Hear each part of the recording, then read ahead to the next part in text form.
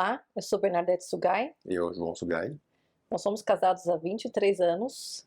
e temos 3 filhos, João Pedro, Leonardo e o Lucas. Nós agradecemos a oportunidade de falar aqui para vocês sobre o tema Alegria de Estudar. Nós dois somos professores do Colégio Caminhos e Colinas, também estamos na área da coordenação.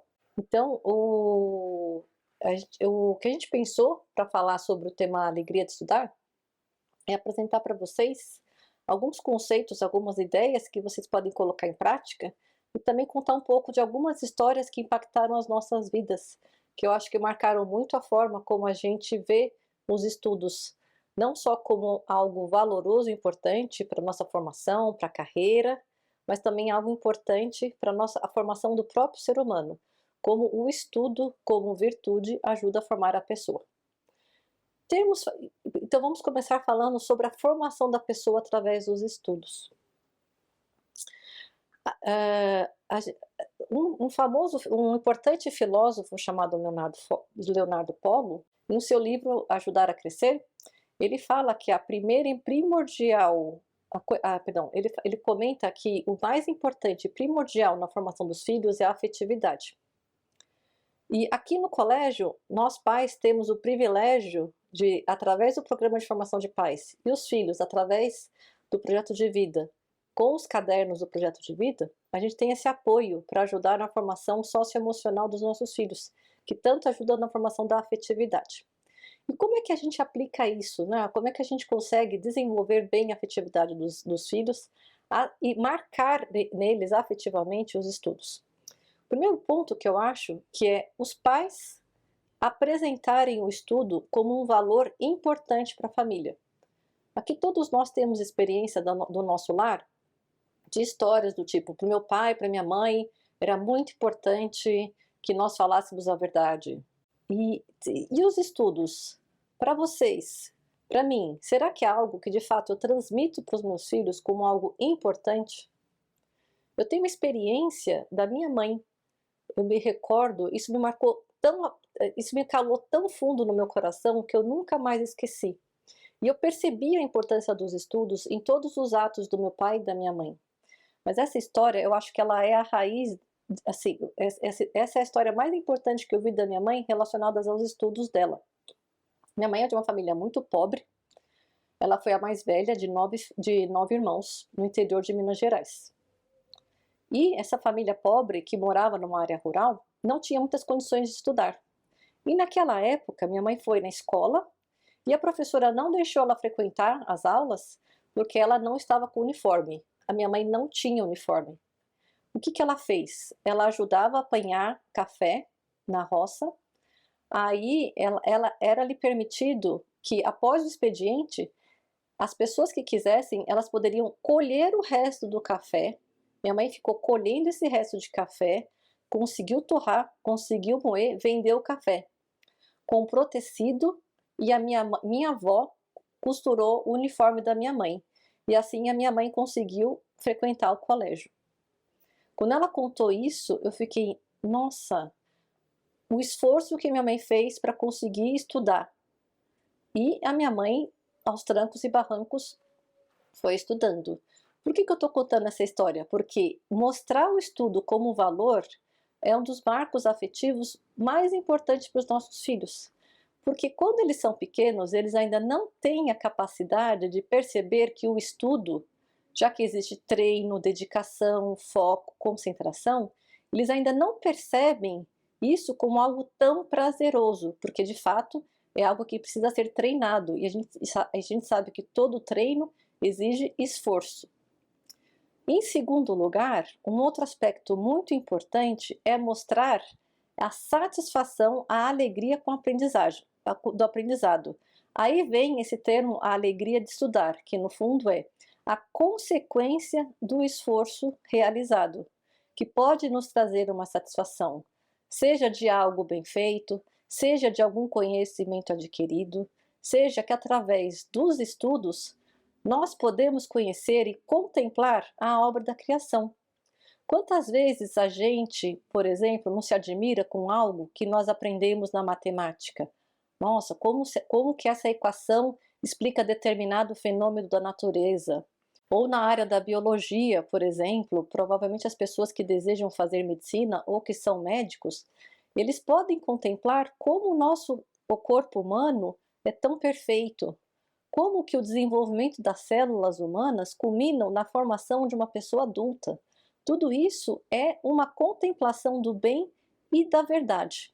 E um outro aspecto bastante importante, agora em termos mais práticos, o que será que nós pais podemos fazer para desenvolver esse marco afetivo da importância dos estudos e desenvolver nos nossos filhos o hábito de estudar que irá gerar a satisfação, a alegria de estudar? Primeiramente, eu creio que, da mesma forma como eu, meu marido, fomos impactados em casa dessa importância dos estudos como valor, também é importante mostrar para os nossos, perdão, como importância do valor, o que é muito prático para os nossos filhos é que nós podemos mostrar a eles o sacrifício que envolve, por exemplo, pagar a mensalidade da escola, pagar uma mensalidade da escola, comprar um uniforme, comprar o material didático. Nós estamos mostrando para eles que isso é mais importante que comprar, por exemplo, um tênis que eles gostariam. E no futuro eles também irão transmitir essa importância para os seus filhos. Depois, fazer comentários positivos em relação aos estudos. Mas para fazer comentários positivos em relação aos estudos, nós podemos resgatar coisas da nossa época enquanto nós estudávamos na escola ou na faculdade.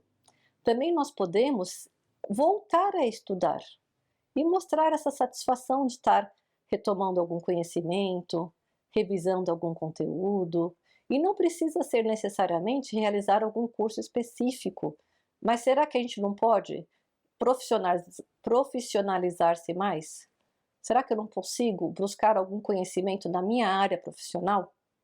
Por exemplo, uma pessoa que se dedica à área da culinária. Será que ela não, hoje em dia com tanta tecnologia, nós não podemos ir atrás de conteúdos na internet? De que forma eu consigo, por exemplo, economizar alimentos, diminuir o tempo de cozimento? Tudo isso é estudo e pode gerar uma grande satisfação. E esse exemplo, por exemplo, a satisfação imediata é que se os alimentos estão bem feitos, provavelmente eles serão saborosos. Citando o exemplo da Bernadette em relação aos pais e avós, vou citar um caso do meu pai e da minha mãe, né? Minha mãe foi professora de magistério e sempre nos auxiliava aí fazendo escrever redações, escrever ditados, né? Ela chegava e lia alguns textos e a gente chegava e ficava sempre escrevendo, e depois ela chegava e verificava se a escrita estava correta ou não. E também o meu pai, ele tinha uma preocupação muito grande em que todos os filhos pudessem estudar em boas escolas, né? Para que depois, quando chegasse na vida adulta, tivesse capacitação suficiente para que pudesse trabalhar corretamente, de forma idônea nas empresas, né? Então, esses exemplos que a gente está dando refere-se muitas vezes ao que a gente aprendeu com os nossos pais e que a gente também quer replicar para os nossos filhos, né? É isso. Um último aspecto para a gente abordar nessa formação, dando continuidade a como dentro do nosso ambiente do lar nós podemos transmitir a alegria de estudar, é criar momentos de estudo ou de leitura em casa. Nós sabemos que aqui no colégio, um dos pilares é o estudo. Nossos filhos têm como grande obrigação, como o trabalho deles nesse momento é estudar. E estudar pode iluminar o seu caminho profissional, a sua vocação. E nessa trajetória, será que nós criamos um ambiente favorável para os estudos? Não só através dos comentários positivos. Será que nós temos também o hábito de leitura? Muitas vezes a gente quer que os nossos filhos leiam, mas a gente não lê. Não seria interessante nós desenvolvermos esse hábito? A leitura é uma das atividades mais prazerosas que existem quando a gente adquire esse hábito. Mas fica aqui como sugestão. De repente, perguntar para alguém que você confia, se ela indica algum livro, você pode até comentar se você tem muita experiência de leitura, se tem pouca experiência de leitura, e se a pessoa conhece você, que tipo de livro que você iria gostar de ler. E assim começa o desenvolvimento do hábito da leitura, que ajuda as pessoas a, se elas lerem bem, elas podem ir de forma autônoma atrás do conhecimento. Um exemplo que eu posso citar aqui, da Bernadette, em relação aos meninos, né? Ela sempre chegava e deitava na cama, e os meninos sempre acompanhavam a mãe numa leitura, né? E sempre ficavam muito tempo ouvindo, imaginando. Então essa parte da mãe estar com os filhos e o pai estar com os filhos ajuda bastante nessa parte da afetividade pais e filhos, né? Então é isso que eu queria falar. E só para complementar, meu marido, a gente acredita mesmo que se o bom desenvolvimento de hábitos, eles vêm através da percepção de que essas ações são boas. E nada melhor do que aprender percebendo que não só isso é bom e importante, mas como esse esforço, aos poucos vai internalizando na vida das pessoas e de fato elas vão começando a apreciar. Não só saber que é importante, não só ter esse conhecimento, mas saborear e vivenciar a gratificante experiência da aprendizagem. E tendo desenvolvido esse hábito, é algo que os nossos filhos vão carregar para o resto de suas vidas. Eles serão bons estudantes, não só porque precisam estudar, porque eles vivenciaram no lar um ambiente em que isso faz parte da sua rotina e que eles vão levar isso para suas próprias vidas. Então a gente gostaria de agradecer essa oportunidade de estar aqui com vocês e agradecer ao Colégio Caminhos e Colinas pelo convite. Valeu, obrigado, gente. Olá, senhores papais e mamães, tios e titias, vovôs e vovós, todos os responsáveis pelos rapazes e moças, meninos e meninas do Colégio Caminhos e Colinas. Vamos continuar nosso curso de formação familiar. Esse aqui é o vídeo de estreia do dia 6 de agosto e nós estamos trabalhando então o caderno, estamos trabalhando o caderno de formação do caráter, né? E essa fala de 15 minutos que nós vamos ter aqui, assim espero, né? Vai tratar dos capítulos 11 a 20 do caderninho, tá bem? Então, e como os senhores sabem, nós estamos aqui conversando a respeito de pontos que estão no caderno que os senhores naturalmente leram, entende? Então aqui nós estamos dando algumas sugestões, algumas ideias, alguns palpites, alguns pontos em que a gente deve talvez pensar com mais calma e lembre-se, o grande objetivo disso, mais do que propriamente o tema, que é a formação do caráter, é que os senhores tenham uma interação, uma conversa, um bate-papo periódico com os filhos de vocês, tá bem? Então, o capítulo 11, o título é Firmados na Rocha. E se os senhores estão lembrados, né, faz alusão aqui àquela parábola que Jesus conta da casa, da pessoa que construiu a casa firmada sobre a rocha e da pessoa que construiu sua casa firmada sobre a areia, né? Todos conhecem a história, né? E o que significa isso? Qual é a interpretação que nós podemos fazer dessa história que Jesus conta? O que significa a casa firmada na rocha? A casa firmada na rocha, para todo mundo que entende de construção sabe, né, é a casa que tem um alicerce sólido. Né? Se nós construímos uma casa sobre areia, os alicerces se movem com o tempo e com os alicerces se movendo, a casa inteira se move também e desaba. Para a pessoa, significa que a pessoa tem que estar firmada em coisas consistentes. A pessoa, para ser inteira, para ser íntegra, para ser realmente uma pessoa de palavra, uma pessoa respeitável, ela precisa estar firmada em bases sólidas. Essas bases sólidas são as nossas convicções. É aquilo que a gente acredita mesmo.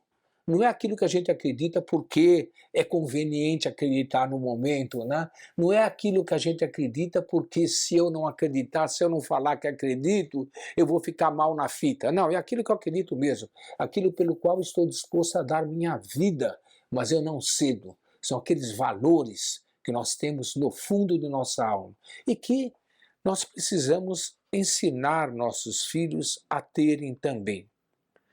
É preciso que eles tenham a convicção, eles percebam o seguinte: há coisas na vida em que eu posso ceder, eu posso mudar de opinião, há coisas na vida em que eu posso, por amizade, né, fingir que acredito numa coisa que realmente não acredito muito. Por exemplo, assim, como se você gosta de sopa, né? Estou lembrado de um personagem de desenho que detesta a sopa, né? Você gosta de sopa, a pessoa por educação pode dizer sim, eu gosto, eu tomo também, não tem problema. Entende? Há coisas que a gente finge, porque não são coisas importantes, são coisas de bom tom. Há outras não. Há outras em que a pessoa diz, não, a minha convicção é essa mesmo. Né? Quer você queira, quer não. A minha convicção é essa. Nós precisamos ensinar nossos filhos a terem opinião, desde pequenininho. E como é que a gente faz isso? A gente precisa fazer com que eles se acostumem a dar a opinião e justificar a opinião que estão dando. Perguntar para eles, como é que você está vendo isso? O que é que você acha de tal coisa? Você pensou nisso? Por que que você tem essa opinião? Eu quero isso. Tá bom, você quer por quê? Eu prefiro fazer tal coisa e não tal outra. Por que que você prefere? Sempre acostumá-lo. Papai e mamãe vão me perguntar por quê. Quer dizer, não basta eu sentir, não basta eu achar bonito, eu tenho que justificar. Eu tenho que fazer um exercício mental de argumentar. Isso obriga a criança a pensar. E obriga a criança, mesmo antes de pedir, mesmo antes de falar alguma coisa com vocês, obriga a criança a pensar. Né? Obriga a criança também, uma outra coisa, e aí já passamos para outro capítulo, obriga a criança também a dizer a verdade. Por que que as pessoas mentem? Por que que as crianças, às vezes, elas mentem? Bom, vamos deixar claro o seguinte, existe a mentira e existe a imaginação, né? A criança, quando é muito pequenininha, ela conta histórias, aventuras que ela vai estar imaginando, ela não está propriamente mentindo.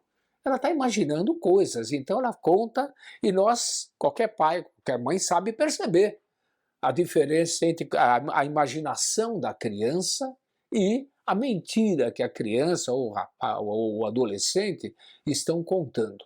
O que distingue a imaginação da mentira? A mentira é algo que eu digo com a intenção de enganar. Quando existe intenção de enganar, aí eu estou mentindo. É diferente a criança quando conta que é uma aventura qualquer, que ela imaginou, que ela saiu voando, ou qualquer coisa desse tipo, ela propriamente não está mentindo porque ela não tem intenção de enganar, ela acredita mesmo. Entende? Ela acredita naquilo mesmo, então ela não está mentindo. Já a pessoa que mente com a intenção de enganar, essa realmente precisa ser corrigida. Por que que a pessoa mente? Né? Geralmente para fugir de alguma obrigação. Nós devemos fazer alguma coisa, deveríamos ter feito alguma coisa e não fizemos. Ou o contrário, eu fiz alguma coisa de que me envergonho e então eu não quero contar isso que me envergonha muito, então eu minto. Né? Os pais precisam primeiro reconhecer que essa tentação da mentira é muito frequente, muito até normal. O que nós precisamos fazer é explicar para nossos filhos que se eles disserem a verdade, quando eles dizem a verdade, aquilo já está meio perdoado. Mostrar que uma coisa que eu aprendi, que me disseram há muito tempo e que eu acho muito sábio, né? Quem mente coloca o problema para o futuro. Que o problema vai aparecer de novo. E quem diz a verdade deixa o problema no passado. Então, se você quer se livrar de um problema, Diga a verdade. Aí o problema fica para o passado e está tudo resolvido. Semente, dali a pouco a coisa vai aparecer de novo e você vai ser obrigado a enfrentar aquilo novamente. É preciso que nossos filhos percebam que é bom dizer a verdade, né? E é correto dizer a verdade porque papai e mamãe dizem a verdade também. Claro, né? Se nós temos o hábito de dizer mentira, não podemos ficar cobrando nossos filhos para dizer a verdade. Né? É lógico, é claro isso daí, não precisa falar muito sobre esse assunto. Né? Uma outra coisa. Faz parte da educação o fortalecimento da vontade. Uma das funções dos pais e dos educadores é observar seus filhos, observar seus alunos e ver em que ponto eles precisam desenvolver a firmeza de vontade, querer mesmo. Para uns poderá ser, por exemplo, cumprir horário de estudo. Uma coisa é estabelecer um horário de estudo. Nós aqui no colégio, um dos primeiros pontos que nós falamos com nossos alunos de todas as séries, hein? É claro que com adolescente nós cobramos mais isso. Uma das primeiras coisas que nós falamos com nossos alunos é que eles precisam estabelecer um horário de estudo. Não adianta, nesse colégio aqui, não adianta a pessoa só assistir a aula e tomar anotação. Né? É pouco porque é muita matéria, a matéria é puxada, é muita coisa para estudar. Então o que o menino, a menina precisam fazer? Eles precisam ter um horário de estudo em casa. Esse horário nós então ajudamos a menina, ajudamos o menino a estabelecer horário. Olha, tal dia, tal hora você vai estudar tal matéria de tanto a tanto. E esse horário deve ser feito da maneira mais concreta possível. Não basta dizer, vou estudar à tarde ou à noite. Não, eu vou estudar das 8 às 9 e vou estudar hoje uma história, que eu vou ter prova depois da manhã, eu vou estudar física, que eu estou com a matéria atrasada, das coisas bem marcadinhas, bem firmes. Tá? Depois que a gente estabelece esse horário, que é o mais fácil, né? Vem o mais difícil, que é cumprir o horário. Por quê? Porque acontecem mil circunstâncias. Hoje tem futebol, a minha namorada chamou para sair, eu não estou com vontade, eu estou com sono. Há mil circunstâncias que nos levam a não cumprir aquilo que nós estabelecemos. Eu estou dando exemplo do horário de estudo, mas isso acontece com tudo. Então, fortalecer a vontade é realmente cumprir. É dizer, atender o telefone e dizer, não, eu não posso agora porque eu marquei um horário para estudar. Amanhã eu não vou poder fazer isso porque eu tenho tal coisa que já me comprometi antes. Eu tenho um compromisso marcado e vou cumprir esse meu compromisso. Tá? Isso eles precisam aprender.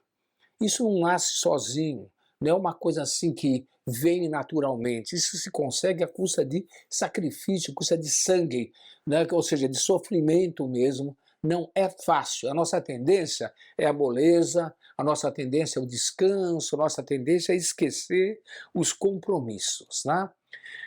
E quando nós não cumprimos os compromissos, muitas vezes acontece depois uma outra consequência, que é a decepção. Puxa vida, eu sou um fracassado mesmo. Eu marquei, eu não cumpri, quer saber de uma coisa? Eu não consigo mesmo. Quer saber de uma coisa? Vou largar tudo e ponto final, tá? Eu não tenho jeito para essas coisas. Não tenho jeito para estudo. Isso é outra tentação terrível que acontece. É que quando nós encontramos quando a gente tomba, quando a gente leva um escorregão, quando a gente não faz aquilo que deveria fazer, né? Qual é o comportamento correto? É levantar e continuar lutando. Entende? Não se trata, portanto, de ficar malhando muito nossos filhos, dizendo, você não faz isso, você não faz aquilo, você não faz aquele outro. Não, tudo bem, você não fez, agora você vai fazer. Vamos restabelecer. Vamos usar critérios melhores para que você possa realmente cumprir. Ajudar a criança a ter critério. Né? Eles precisam ter autonomia para decidir, mas eles precisam de ajuda para ter essa autonomia, para ter esse critério. As coisas não surgem de repente. Todos nós sabemos, vocês sabem, vocês são veteranos nisso, quem é pai de adolescente está mais do que escolado nisso, né? Sabe que é preciso ter paciência. Sabe que é preciso repetir, repetir mais uma vez, repetir outra vez. Por quê? Porque as pessoas caem. Vamos lembrar quantas vezes a gente levou tombo? Quantas vezes a gente caiu? Né? E vamos perceber, eles também precisam ter calma, eles precisam ter serenidade, eles precisam ter uma outra coisa que se chama autodomínio. Autodomínio é a capacidade de nos controlarmos a nós mesmos. Existe um provérbio no Brasil que diz: macaco velho não bota a mão em cumbuca. Quem não é do interior, acho que nem sabe o que é uma cumbuca, né? Então é preciso às vezes explicar. Para os nossos filhos da capital, aqui eu acho que precisa explicar mesmo, porque eles não têm ideia do que é isso. É uma forma, a cumbuca, todo mundo sabe, né? A cumbuca é uma frutinha que dá no interior, ela é oca, ela tem a casca muito seca, né? E ela é oca por dentro. E então os sertanejos usam a cumbuca para guardar um monte de coisa, para guardar água, para guardar pólvora, guardar um monte de coisa. E também usam para fazer armadilha para macaco. Eles fazem um furinho na cumbuca, o furinho suficiente para o macaco poder enfiar a mão. E lá dentro eles colocam algum tipo de isca para o macaco, milho, arroz, alguma coisa. O macaco enfia a mão, a cumbuca está amarrada na árvore, né? O macaco enfia a mão, agarra a coisa, e quando ele quer puxar para fora a coisa que ele pegou lá dentro, ele não consegue porque a mão dele fica presa. Então ele precisa puxar e não consegue. Então ele fica gritando, esperneando, e não passa pela cabeça dele que se ele abrir a mão e puxar a mão, ele tira aquilo. Isso é uma imagem muito grande dos nossos vícios. Às vezes a gente se apega a alguma coisa e essa coisa nos escraviza, né? E eu não consigo largar, eu não percebo que é só abrir a mão. É só abrir a mão e tirar. Eu tenho a vontade para isso. O que eu não tenho é esse pensamento de largar aquilo que está nos escravizando, né? Que é o vício, por exemplo, né? Então, o que a gente pode ensinar para nossos filhos é que eles precisam ter autodomínio. Como é que se educa a criança no autodomínio? Uma forma é não ficar dizendo sim para tudo para eles toda hora. Uma forma é dizer não, não pode, ou não está na hora, ou não podemos comprar isso, ou não, você vai ter que esperar até o mês que vem. Ou seja, não criar a criança naquela ideia de que tudo que ele vê, ele quer. Tudo que ele vê, ele quer e o papai dá. Não. Mesmo que o papai possa dar, mesmo que seja conveniente, ainda assim é de boa política, boa pedagogia, faça com que a criança espere um pouco.